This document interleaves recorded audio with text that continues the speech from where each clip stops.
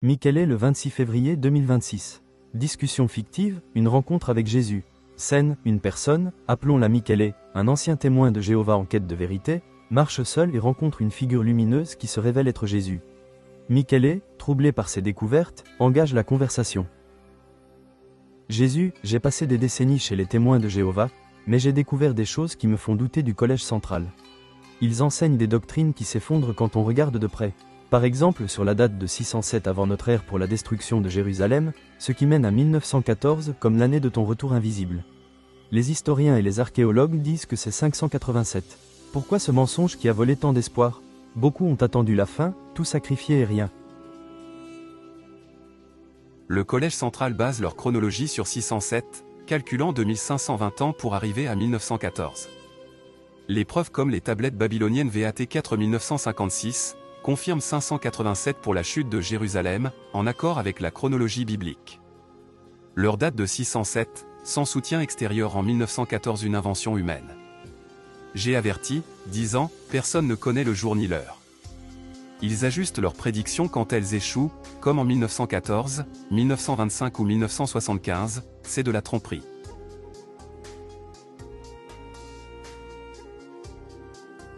Et cette idée de « génération élastique ». Il disait que la génération de 1914 verrait l'intervention de Dieu à Armageddon mais comme elle est morte. Il parle maintenant de « génération chevauchante ». Ça semble désespéré, c'est juste une façon d'étirer le temps comme un élastique pour masquer leur échec.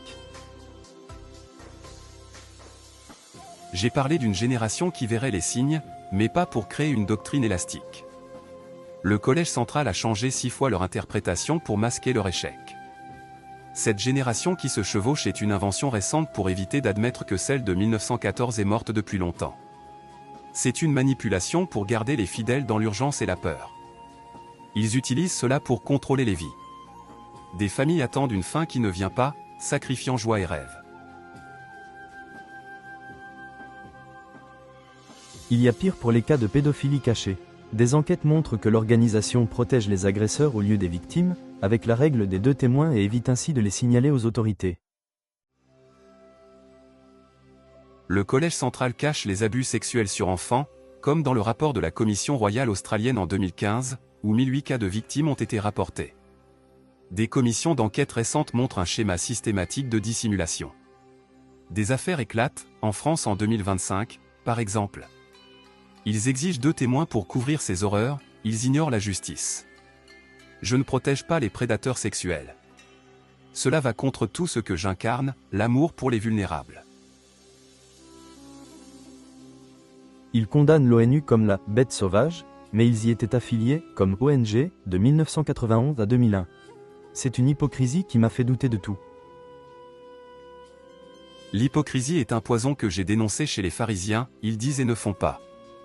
Les témoins de Jéhovah ont été enregistrés auprès du département de l'information publique de l'ONU de 1991 à 2001, pour accéder à des ressources, ils condamnent les autres religions pour des liens similaires. Ils ont quitté seulement après l'exposition par des médias comme The Guardian. J'en appelle à la cohérence et à la vérité, pas à des alliances secrètes avec ceux que l'on dénonce publiquement. J'ai entendu parler de millions d'euros gérés en Irlande, un paradis fiscal. Est-ce vrai qu'ils gèrent de l'argent là-bas? Le Collège central a créé des sociétés en Irlande, comme Mina Treasury Service et Mina Asset Management pour gérer l'argent des fidèles, profitant des taux d'imposition bas. Les fidèles sont encouragés à ne pas accumuler de richesses, l'organisation amasse des millions, changeant même leur discours pour solliciter plus de dons. Cela ressemble aux marchands du temple que j'ai chassé et transformé la maison de mon père en maison de commerce. Mon royaume n'est pas de ce monde matériel.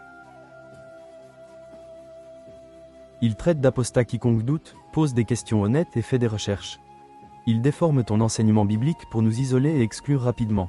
Il crée le silence et la peur avec des conséquences dramatiques. Le Collège central définit l'apostasie comme toute dissidence. Ils expulsent et créent le silence. J'ai dit, ne jugez pas, afin de ne pas être jugés. Ils contredisent mon appel à chercher la vérité. L'apostasie vraie est l'abandon public de la foi, pas le doute honnête. Ils déforment mes paroles pour semer la peur, mais je t'invite, cherchez et vous trouverez. Ton cœur n'est pas apostat, il cherche la lumière. Leurs tribunaux secrets et leurs accusations rapides vont contre ma miséricorde. Enfin, l'ostracisme, ils obligent à couper les liens familiaux avec les excommuniés. Cela détruit des vies. Ma famille m'a rejeté. Plus de mots, plus d'amour. Ça m'a plongé dans la solitude, la dépression, le désespoir.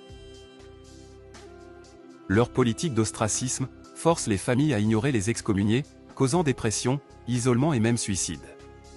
Cela dévie de 1 Corinthiens 5:11 qui parle de ne pas échanger des conversations spirituelles avec les pécheurs, ensuite c'est moi qui m'en occupe. Je n'ai jamais voulu d'un rejet total, social et familial.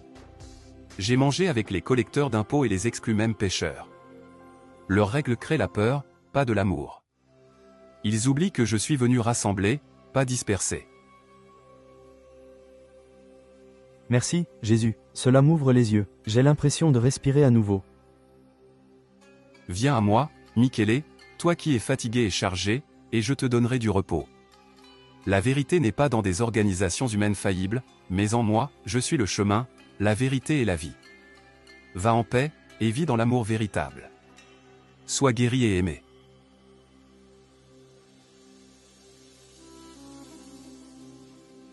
Fin. Tout ce qui est écrit est basé sur des faits établis, vérifiés et vérifiables par celui qui cherche la réalité de la vérité. Refusez la vérité du mensonge. Faites vos propres recherches personnelles.